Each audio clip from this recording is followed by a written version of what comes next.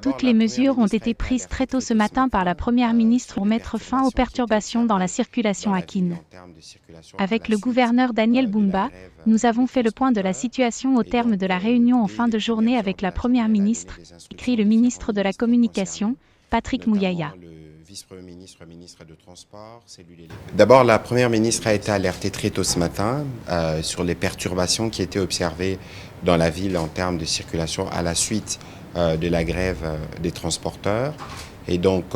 dès les premières heures de la journée, elle a donné des instructions aux différents ministres concernés,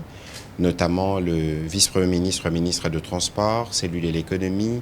les ministres des Finances et bien évidemment, elle a eu des interactions avec les autorités urbaines. Et dans la réunion de tout à l'heure, c'était un peu une réunion pour faire le point des différentes activités qui ont pu se faire autour de chaque ministre dans la journée, parce qu'il s'agissait de la grève évidemment de transporteurs privés, mais vous savez aussi que l'État intervient à travers Transco, mais qu'il existe aussi Transacademia, qui est dédié spécifiquement aux étudiants. Donc il était question, par exemple, pour le vice-premier ministre Jean-Pierre Bemba, de faire le point des discussions avec les différents syndicats, notamment ceux de Transco,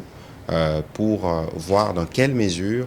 cette société peut opérer pleinement. Il y a eu des revendications qui ont été données, notamment en ce qui concerne l'attitude du comité de gestion dans la gestion quotidienne de l'entreprise. Des décisions seront prises à ces propos, mais très rapidement, le vice-premier ministre de l'économie a dit avoir mis à disposition quelques mètres cubes de carburant permettant à l'entreprise d'être soulagée et que 2 mois d'arriérés observés à ce niveau-là seront apurés.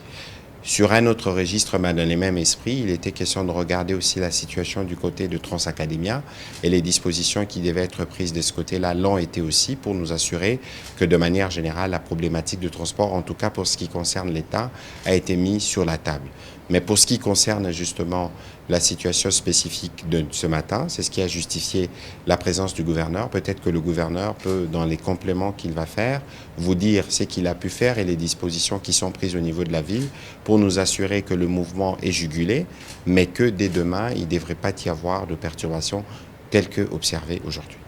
Bon, alors de ce point de vue, peut-être qu'il faut d'abord féliciter le travail de la police qui a été fait ce matin parce qu'il y avait quand même de l'incivisme lorsqu'on a barricadé, lorsqu'on a attaqué les tricycles, etc.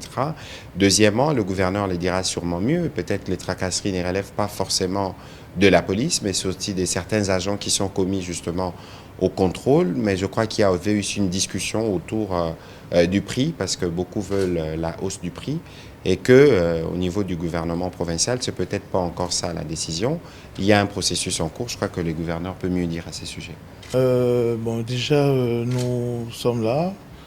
par l'appel de Madame la Première ministre, chef du gouvernement. Il était question de brosser la situation, comme cela s'est relevé ce matin, par cette grève que nous qualifions sauvage, parce qu'il n'y a pas eu un préavis, alors que nous avons un cadre de concertation au niveau de la ville, où le gouverneur entretient des relations directes avec les opérateurs privés et vendent dans les secteurs de transport urbain. Alors il s'est dégagé que la police nous a accompagnés d'abord pour nous avons instruit la police,